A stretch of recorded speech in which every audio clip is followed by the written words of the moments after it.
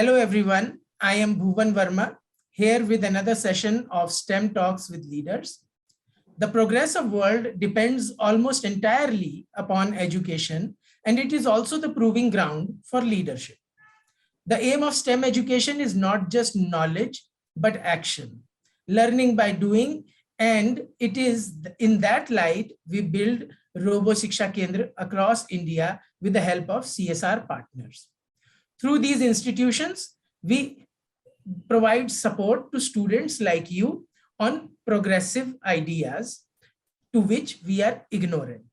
By shining a light on STEM and STEAM way of thinking, we are able to provide you with meaningful answers. Today, we have someone very special for you, Mr. Amit Raman, who's from the field of robotics and the Chief Executive Officer at Inker Robotics. Hello, Amit. How are you? Thank you, Bhuvanji. Thanks. And nice to be on the show here. Thank you. Okay, so diving straight into our questions, Amit, can you tell our students what are you tinkering with these days? Thanks, Bhuvanji. Yeah. So Inker Robotics is a startup based on robotics and futuristic technologies. We are making these kind of robots and futuristic technologies accessible to students because the future is about robots and futuristic technologies. Nowadays, houses are constructed using 3D printers, surgeries are done using robots. We have robots even cooking food for us. So you can see that in every walks of our life. So we are working on how we can create awareness on robots to students like you by making them more engaging and movie-like content and using gamification techniques so that the students will be able to learn the concepts very quickly and adapt them in their real life. Right. So, Amit, you beautifully summed it up that there are so many diverse areas of application when it comes to robotics. So while doing all of these diverse activities from kitchen to manning the borders of the country, there must be some hands-on training that would be required to learning these skills. And of course, that would be very relevant for our school students also. Could you shed some light on how important is hands-on training in robotics? Definitely. Thanks, Govinji. So even in terms of national education policy, this was given a lot of prominence in terms of how hands-on learning or practical application is really important nowadays. Yeah, students learn the best when they apply their learning. And this is even proved using Bloom's taxonomy. Activity-based learning will help them retain their knowledge for a long duration. So if most of the students should have gone, before the pandemic to the seaside. And if they build a sandcastle using sand and water, they always look at forming new structures, new kind of sandcastles with a very much different design every time. So that is kind of more of a hands-on training or an activity that helps them become fun and they learn to build new things. So this is the same importance that was given in schools for hands-on learning, I would say. Thank you. So Amit ji, very beautifully put. So on one hand, we have the hands-on learning aspect of robotics. And on the other hand, we also see, as you mentioned, students doing new things, entrepreneurial things, making castles out of sand. So could you tell our students, how does STEM education help students learn entrepreneurship? Yeah, so creativity leads to design thinking. Yeah, so we want the students, all of our students, to be more creative. Yeah, because for example, creativity is seeing and having the curiosity to understand how things happen. Yeah, for example, we created the aeroplane inspired by the way the birds fly. Yeah, so what helps is STEM as such helps us solve problems that we have never faced before. For example, going to space, now we know that it is a reality. For example, imagine robots doing our homework. They help these kind of technologies in becoming more of creators. And That is where, when we solve or try to solve a problem in the society, that is where the commercial side of the business comes from. And that's where entrepreneurs are born. So that's why I would say that we need to be having more creators, and creativity is the start for this journey. Wow, beautifully narrated. Creativity and entrepreneurship go hand in hand and are synonymous almost. Once you create something, you also have to make sure there is a social proof, a buy-in from the community. Very beautifully said, Amit. You've spoken like a true leader. Okay, Amit, this moves me to my next question on behalf of the students.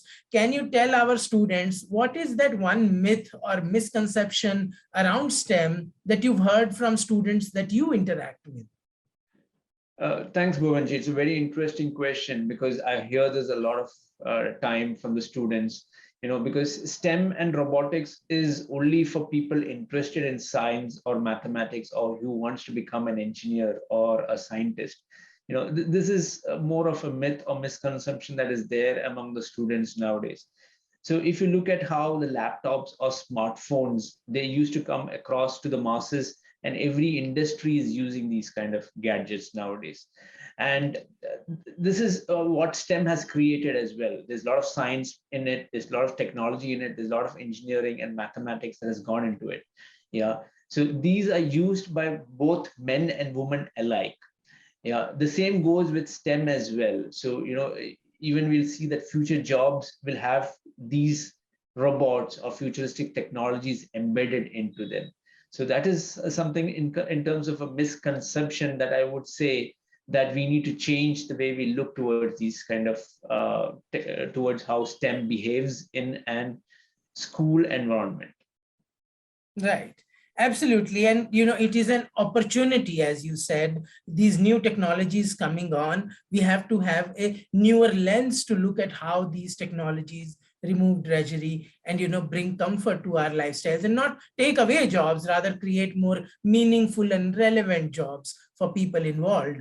Okay. So moving on to about how we are creating the future, how Amit is realizing the future. We want to learn from you. Our students want to know one STEM skill that you will learn for the first city on Mars. Okay, interesting. So I would say Elon Musk did a very wonderful thing here. He made people believe, like you, me, and everyone, that we can go to Mars one day. Yeah, one skill that we will learn is that technology keeps changing, and we need to keep pace with this change. Yeah, so technology for me is the key word here. We need to embrace technology. For example, when I was small, yeah, I remember my first internet connection was a dial-up. I don't know now how many students know what a dial-up is, because right now we have moved very progressively into the broadband, into the 5G connection, and we are waiting for even video calls that we are using the internet, so we can talk to anyone anywhere using a video call, using our very own device, the smartphones. Yeah, so that's where the technology is heading towards, and we'll see more advancement in the technology.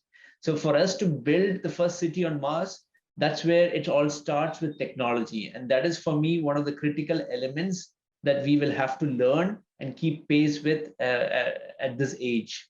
Yeah, and if it starts small, the better it is for us to ensure that the kids are able to drive the technology towards a lot of meaningful solution to problems. Absolutely, Amit.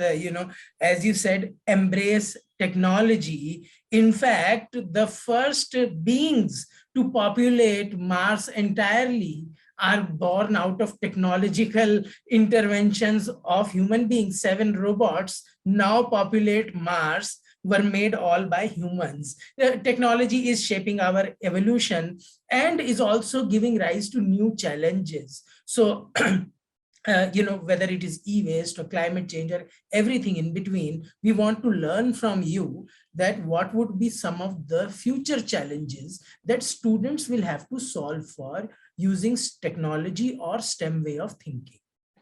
Yes. So let us look a bit into the past and what even the students have learned in the school. If you take the journey of the drinking water, yeah, Our forefathers used to go to the rivers to get water every day. Then they focused on putting, certain ways of getting this done in a very efficient manner by putting pipes. Yeah, then they started digging a well, putting a motor onto it so that it is easily done. So there is a lot of evolution that is happening. And what they try to do is to solve problems that they've never seen before and make everything efficient for them. And that is the same thing that we are trying to do nowadays as well. So we need to have a creative mindset, try to learn, unlearn, and relearn new things.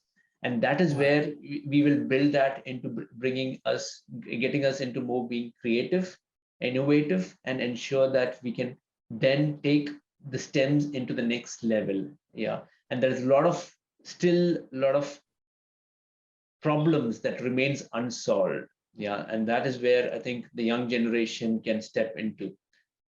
Absolutely. Amit, you've spoken like JFK. I was listening to one of his speeches. The way you've drawn this answer, in a very story-like format, the evolution of how a problem was solved from, drawing water from the river to having piped water to even creating your own, very beautifully mentioned. Okay, so now moving on to my next question for you, Amit. Can you help our students understand how does STEM education at schools help in social integration? Yes, so it's very important that we understand that we spend most of our part of our young lives in the schools. Yeah, 8 hours, 6 to 8 hours a day is a lot of time that we spend with our peers. So humans being a social animal, I would say community building is really important. Yeah, for us to ensure that we might not be good in everything, but if we have the support of others, teamwork becomes really important there. If you're if you want to build a robo, and there might be one student who's good in design, another student who's good in coding, another student who's good in science, and if it is like a cricket or a football team where peer support is really important, because everyone has a role to play in that team, and if their roles are really defined and it's crisp and clear for them, that is very important for them to succeed. And that is where the integration comes in, especially for children, because teamwork is really important. And that's where even the sharing is caring kind of a philosophy comes in as well, because then they start caring, the empathy comes in, and that is where it really becomes important and critical for the students to understand each other's perspective. Absolutely. So students, if you are listening to what Amit is saying, to build a stronger nation, we need to have a scientific temperament so that we come out with solutions, work together, and work on the powers that we already have. Very beautifully, narrated, Amit, I must compliment. Okay, to my next question to you. What are some of the STEM career choices school students can aspire for? Yeah, thank you. This is really important because, as I said earlier as well, Bhuvanji, here, for STEM means science, technology, engineering, and mathematics. But as I told you, if you look at smartphones and laptops, everybody's using it nowadays.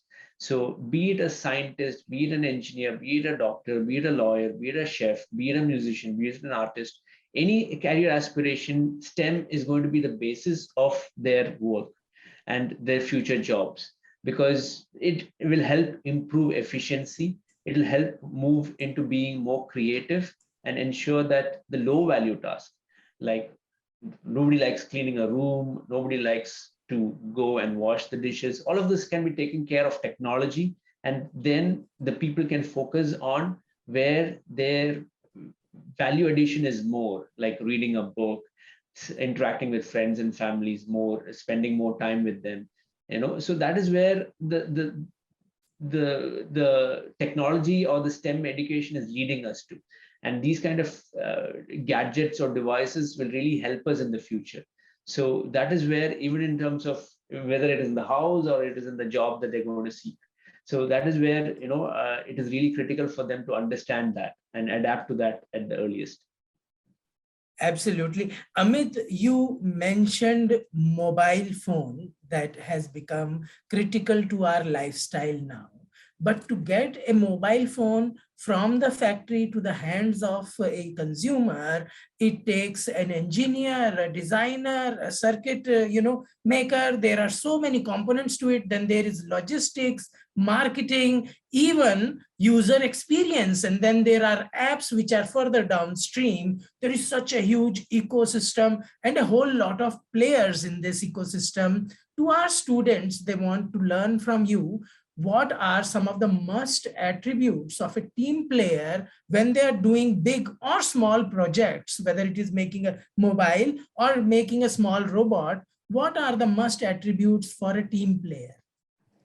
Yes, so it's really important, when you become a team player, yeah, the important skills I would say is communication and active listening. Yeah, why communication is because you have to get your point across to the other members, understand their point of view. That is where active listening really comes in, because unless you understand their concern and understand what is really the issue that is you're trying to resolve and get the other's point of view, we will never be able to reach a consensus and move forward.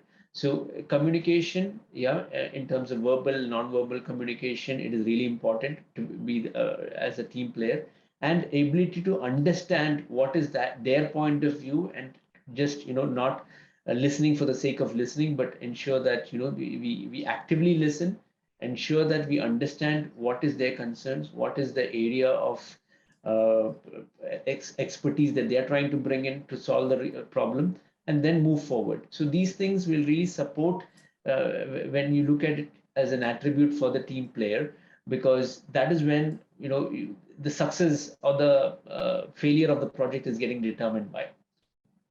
Absolutely, absolutely.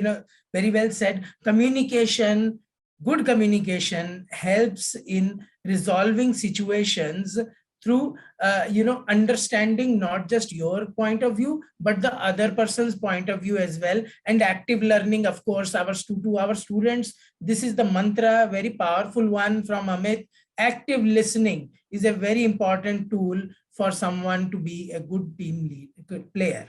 Okay, Amit, to my next question, how does STEM education help students learn about leadership? Yeah, in my opinion, I would say here STEM becomes a strong foundation. Yeah, when you set your foundation strong, it's just like building a house. As long as you have a strong foundation, the house that you build and what is seen to the outside world becomes very strong and very attractive as well.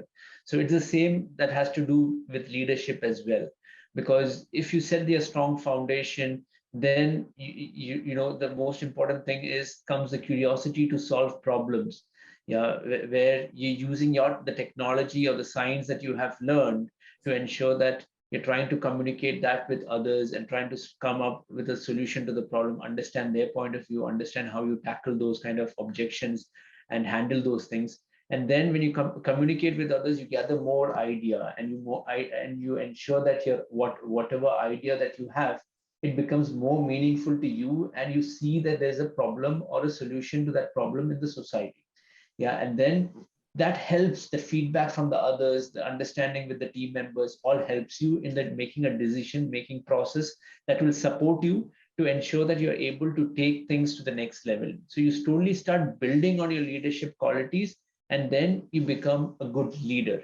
Yeah, and then that is where the journey starts for leadership as well, because you're trying to solve things that have never been seen before, and you're able to get that into the next level through the support of others, because it's not a one-man show. We'll always have to have a team or peers to support us in that journey. And and that communication really helps us to become better leaders, I would say.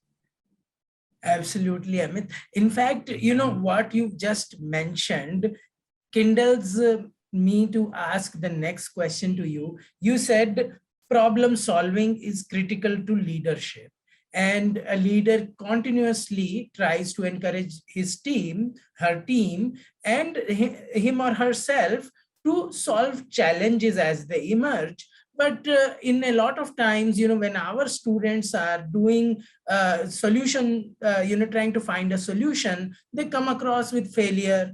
Sometimes there is rejection also. So as a leader, can you guide our students on how to deal with failure or rejection? Yes. So it's important that, we become very positive, yeah, when we come across with a failure or a rejection. If, yeah, as students, I know, if when we are all young, yeah, and we are taking our baby steps to start walking, yeah, we should have fallen a lot of times. Yeah, everybody has done that.